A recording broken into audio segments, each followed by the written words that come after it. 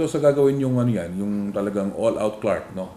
Iniisip nyo, mas daraming locators dito, mga mas malalaking locators, mas marami tayong employment na mag-create for the area. Definitely. Maraming hindi lang employment, located, but yung bibisitahin tayo ng Yes. sangkatutak ng mga tao dito. From simula pa sa Metro Manila, Visayas, Mindanao, and abroad. Pupunta dito. Noong una hindi kayo masyadong naintindihan, ba't ang hilig sa sports niyan? At gusto ng baseball, gusto ng frisbee, gusto ng ano-anong... Alam nyo, these are untapped potentials. Sa nakita natin sa terrain ng Clark, ang lawak yung mga vacant lots. Apa. Bakit natin pinabayaan lang titingnan na natin yung greeneries na malawak yung fields na pwede tayuan natin ng baseball fields na an activity, a baseball, a sport which Filipinos can very well excel in. In fact, sa America, Major League Baseball, the number one pitcher of ang champion ng sa San Francisco Giants is a Phil Am. Yes. Tim Lincecum. No? And many other Filipinos na nag-excel sa baseball. Pangalawa, yung soccer. Apa. Walang home field ang Ascals. Tama. Then I would formally invite them kung nakikinig sila ngayon. Kilala ko naman yung manager nila, si Dan Palami, and si Mr. Araneta, kanilang Philippine Football President. Makikita nila na we are ready to provide a standard, state-of-the-art field. Field lang muna, wag na muna ng stadium. Para meron na silang sasabihin na home court or home field na pwede nilang magpagpraktisan. We can even provide billeting facilities for them. Marami na tayong mga villas, may mga buildings tayo, yes. mga, American vintage pa yan, na pwede silang titira doon. And I'm sure mga locators dito are just ready and willing to pitch in to help them. Sa ngayon lang, yung tinayo lang natin yung sample na baseball field sa harap natin dito sa parade grounds. Meron ng isang Koreano, former former pitcher ng Korean team. Sinasabi na they could help coach. Merong Amerikano, the other Saturday, sinasabi na former player din siya, retired Marine siya ngayon. And many others who Japanese and Taiwanese. Sinasabi na, Taiwan. tutulong kami dyan because that's a very good we miss baseball. So yan pa lang, meron na tayong pagkakasunduan. Okay, apart from that, every month, meron tayong major sporting activity. Ongoing this weekend, nandyan yung International Paintball Competition. Yes. Okay, 3 days yan. Crowd drawer din yan. Meron tayong, in the future, meron tayong biking competition. And I'm even planning to use some of our fields to put up a big sandbox. Na lalagyan mo ng, marami tayong buhangin dyan sa Cobia River. Libre na yan. Lalagay natin sa sandbox. Anong pwedeng gawin doon? Beach volleyball, beach soccer. So additional sport na naman. Na walang beach, no? Walang beach. Pwede. Yun, sand lang yun. Pero para may ambience ka na beach, maglagay ka ng tarpaulin yung malaki, pinturahan mo ng beach doon. May babae kang naka-bikini, tapos may shower ka dyan. Pwede. Wet look. Pwede na. Diba? Ang dami mong magagawa. Diba? Are you doing this so that yung merkado magpupunta dito, bumisita, galing internationally, galing Metro Manila? Is that your intention there? Precisely. I mean, this is our way of forcing the issue. What do you mean by forcing the issue? Well, we want Clark Airport to be the gateway or the premier airport, for example. Ang national government, hindi pa klaro wala pang definitive statement na yan na ba talaga. Para for them to be encouraged or not forced to make it happen here is that we create the need for tourists na ang tourists themselves will demand from their respective countries if they're from abroad na sa mga airlines nila doon, ang national flag carriers nila, na we want to go to Clark because marami kaming gusto namin doon, bibisita. So wala kaming means of transportation, we want to go direct. So they can, by themselves, already pressure their flag carriers to come here. And kung na-pressure ng flag carriers, ang flag carriers na nila, ang magsasabi sa national government natin, uy, can we go direct to Clark? Bakit mo hindian yan? We can our runways can accommodate all of them. Yes, sir. Diba? Even the big ones, huh? The real Big ones. Not only that, ini-expand na natin ang terminal. Meron pa tayong pangalawang terminal na pinaplanuhang i-bid or i-negotiate, di ba? So, ang daming, we are already contributing to that idea, to that wish. Tayong taga dito, taga Central Luzon, na kung hindi natin gagawin yan, kung maghihintay lang tayo ang national government sasabihin, yan ang premier, ay hindi mangyayari yan. So, we have to work ourselves. Self-help ito. Tutulungan natin sarili natin na ang ang neck or ang mukha ng national government maano natin, madadala natin dito. Para bang parang ang attention nila makukuha natin. So yung merkado ng pupuwersa sa kanila. Yes, the market. Kung sabi mo market driven. Hindi na favorite ng Central Luzon. In fact, although it's logical dahil may ang congested na ang Metro Manila Airport, ang Ninoy Aquino International Airport, congested na. Although logical na nandito na dito dapat yung main gateway, Premier Airport. Pero may mga business interest din doon sa Metro Manila. Yes, sir. Na pumipigil din. Huwag kayo kasi may iwanan kami dito.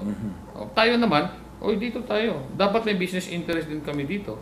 Dapat dito din kayo. Magpunta na lang kayo doon. Pupunta na lang kayo dito. We also welcome you. So yung iniisip niyo, sir, pag nasimulan sa turismo, sa mga sports events, yung mga negosyante darating din, makikita na rin yung potential na. Hindi lang darating. Yung nandito na, matutuwa. Kasi lalago yung negosyo nila. Mag-i-expand pa sila. Iimbitahin pa nila yung mga kasama nila. May impact na ngayon. Lahat ng mga nakakausap ko na locator na tourism-oriented yes, sir. ang ang negosyo nila. Ngayon, makakabayad na kayo ng renta nyo sa amin. Yes, sir. Kaya kung hindi sila makabayad, I don't have to go to court to file a collection suit against them. Gusto ko, happy sila. Gusto pag sasabihin mo, pwede ba tayo mag-increase? Siyempre, okay lang kasi kayo din, we know that CDC is working hard for all of us. Diba? Yes, sir. Hindi ko nakita yun in the past na talaga ang concerted effort ito. Para bang traditionally, ang CDC has always been seen as a leasing agency lang. They don't care what happens to your business as long as kumikita tayo ng renta. As long as in our books, glacis kayo. Hindi sapat yun. Kasi paano sila magkaroon ng customer kung ang CDC mismo hindi nagsumisikap na madala yung mga bisita. So partnership talaga to? Partnership. And then madaling maghanap o makikiusap sa kanila kung happy sila sa ginagawa mo. May sasabihin natin sa sporting event, pwede ba kayo magbigay ng first prize, second prize, tulungan nyo naman kami, sponsor kayo. Pwede nang gawin nila yan kasi happy sila.